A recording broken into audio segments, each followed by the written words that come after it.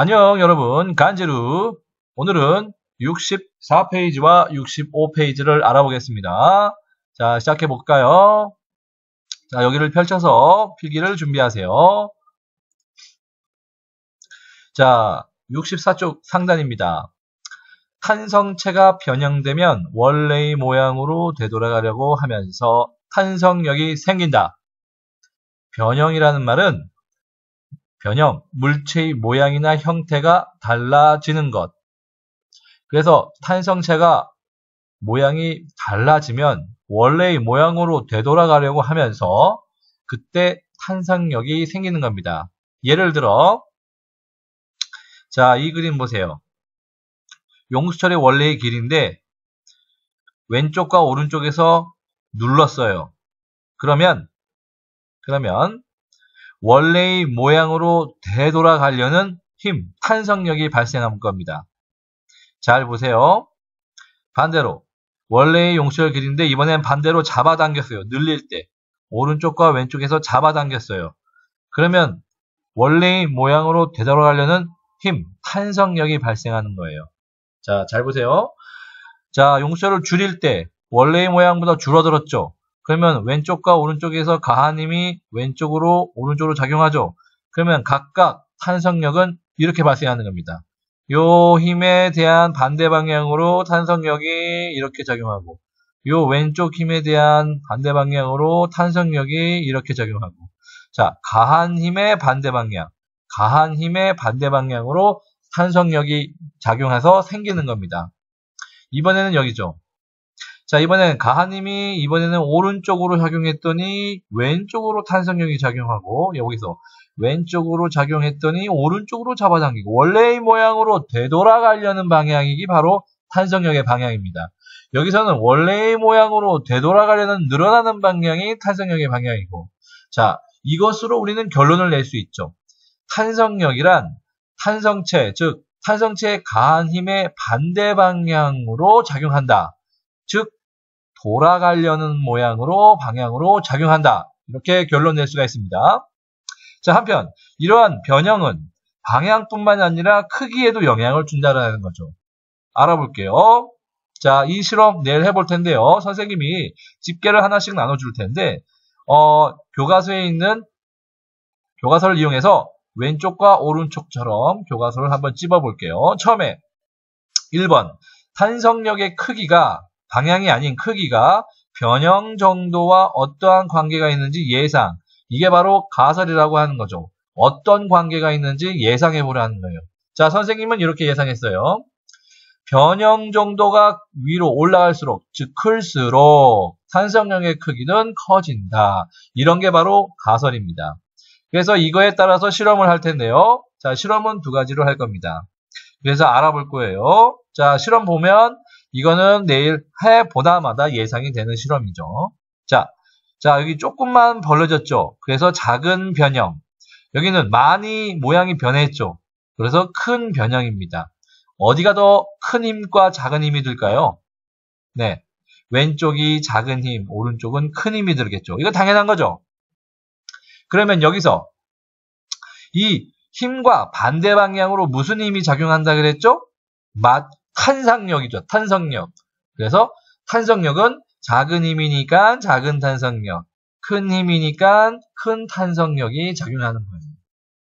자, 그러면 결론은 뭐다? 작은 변형은 작은 탄성력, 큰 변형은 큰 탄성력. 자, 요 변형 정도가 클수록 탄성력이 거의 크자. 이해됐어요? 그러면 요 실험에 대한 결론은 이렇게 나타낼 수 있죠. 변형 정도는 크기와 어떠한 관계가 있나? 이게 바로 결과입니다. 예상해가지고 실험을 해서 결과를 쓰는 거예요. 결론은 뭘까요?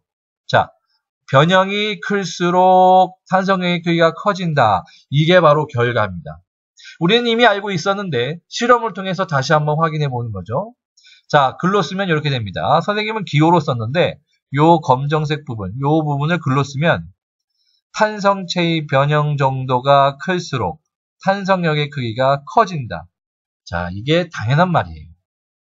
우리가 많이 늘리면 늘릴수록 더 큰 힘이 필요하다는 말이죠. 왼쪽과 오른쪽 중, 왼쪽과 오른쪽 중, 오른쪽이 많이 변형됐죠? 그러니까 힘이 많이 들죠? 그러니까 탄성력이 더 많이 필요하다는 거죠. 커다는 거죠. 그 결론이 바로 탄성체의 변형 정도가 클수록 탄성력의 크기가 커진다라고 결론을 낼 수 있는 겁니다. 자, 가설을 세웠고 실험을 하였고 결론을 냈습니다. 과학에서는 요게 기본입니다. 알겠죠? 결론 내면 자, 이제 65쪽으로 갑시다. 자, 고무줄을 잡아당겨 고무줄이 늘어난 길이가 길수록 큰 힘이 필요하다. 이거 당연한 거죠? 아까 우리가 실험했던 이거랑 똑같은 말이에요. 집게 대신 고무줄로만 변한 거예요. 그러면 집게를 누르면 보겠습니다. 집게가 벌어진 정도가 클수록 더 큰 힘이 필요하다라는 거죠. 우리가 말하는 요 주는 큰 힘, 요 힘의 반대 방향으로 무슨 힘이 작용했다고요? 탄성력이죠. 그래서 이러한 이유가 바로 요것 때문이었죠. 아까 우리 실험에서 밝혀진 결론 뭐죠? 변형이 클수록 탄성력도 커지기 때문에 이러한 결론이 나왔던 거예요. 그래서 우리가 이제까지 알았던 이러한 두 개의 사실은 결국 요것 때문이었다는 거.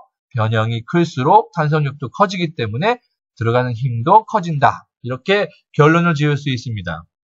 자, 그러면 운동 종목에서도 탄성력이 작용합니다. 여러분들 어제 모든 별로 탄성력이 작용한 물건들을 조사했죠.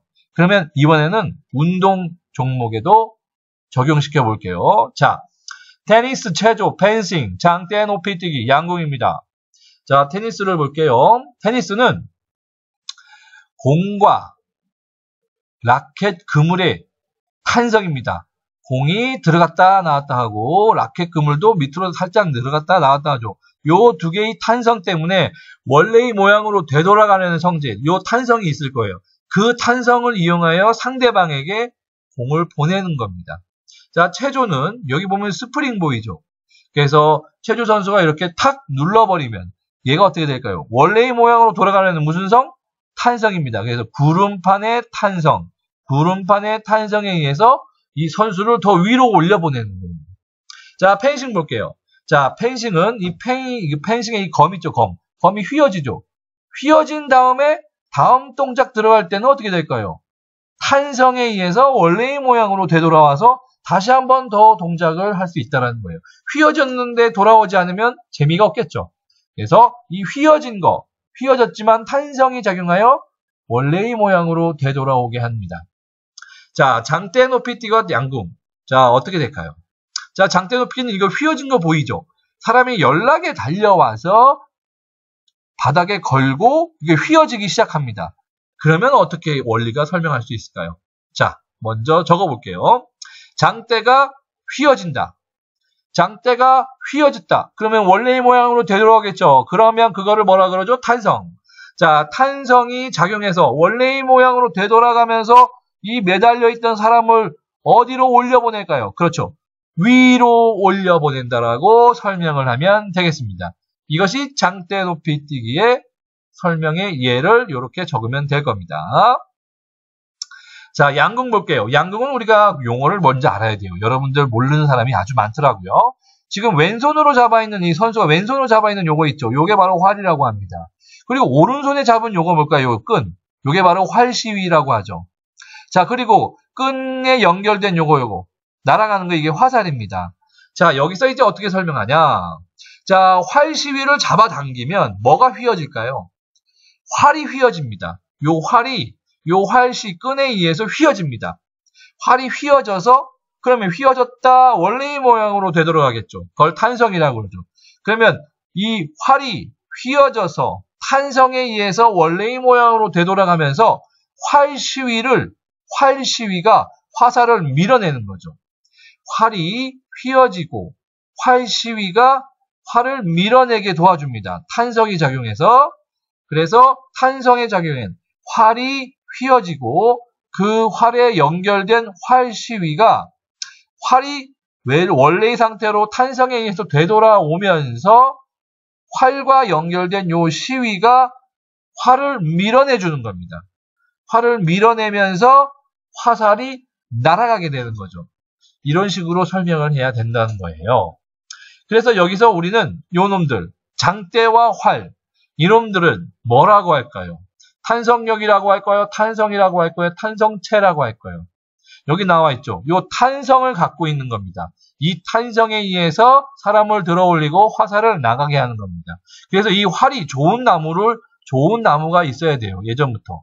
우리나라 아주 오래전부터 이 나무가 좋아야 됩니다. 이 나무가 안 좋으면 탄성이 꺾여서 안 되는 거죠. 자, 요 나무도 아주 특수한 나무예요. 꺾어지지 않는. 그래서 탄성을 갖고 있는 물체, 장대, 탄성을 갖고 있는 활, 물체죠. 이런 것들을 탄성체라고 합니다.